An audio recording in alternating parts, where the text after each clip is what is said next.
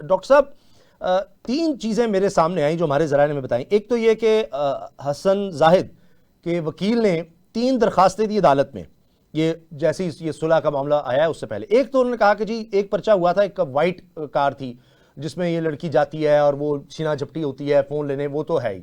लेकिन एक पर्चा है जिसमें काली गाड़ी का जिक्र किया गया।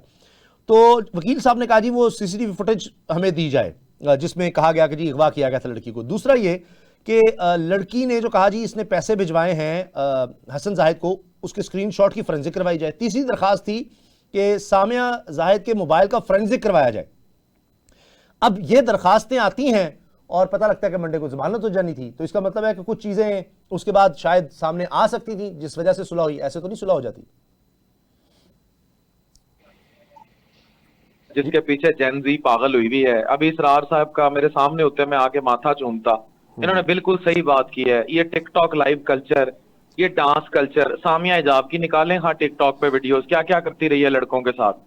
ये जब तक ये खवातीन को समझाया नहीं जाएगा, इनको खुली आजादी दी हुई है, जो मर्जी करती मतलब कहीं रियासत स्टेट अब नेशनल साइबर क्राइम एक्टिव है, बिल्कुल ठीक एक्टिव है कि ये क्या करते फिर रहे हैं जनाब टिकटॉक पे, कपड़े उतार रहे हैं, पुट्टी सीधी पनिशमेंट हैं, चीजें हैं।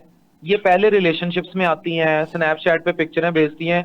और मैं आज आपको बता दूं, इन दोनों का एक इंतहाई क्लोज दोस्त है जो इन्फ्लुएंसर है, वो मेरे बड़ा करीबी है।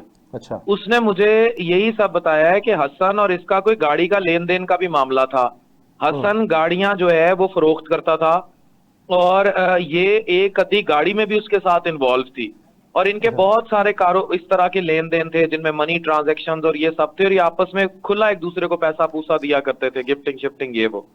ये बिल्कुल ऐसे है कि जाती तनाजा था, उसको हुक किया गया एक बेचारी मासूम के केस के साथ जो इसकी अनफॉर्चुनेटली सहेली थी, और फिर उसमें नूर मुकद्दम और वो सारी फेवर्स ली गई जो बेचारी रियल विक्टिम्स थी, और इसको शक्ल दी गई मीनारे पाकिस्तान पार्ट 2 की। और उसके बाद ठीक है, मैं 100% कहता हूं उस लड़के ने जो किया उसका एक्ट कंडेमेबल है, ठीक। लेकिन फिर ये सुलह किस लिए हुई है?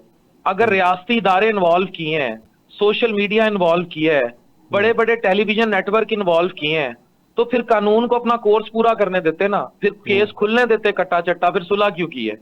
अच्छा, फिर सुलह में पैसे इन्वॉल्व और ये सारे मामला तो चलो ये तो नहीं सामने आएंगे, कोई भी नहीं बताएगा, लेकिन फिर आगे से लेटर क्यों लिखवाए हैं कि जनाब ये हमारे बारे में कुछ ना करे?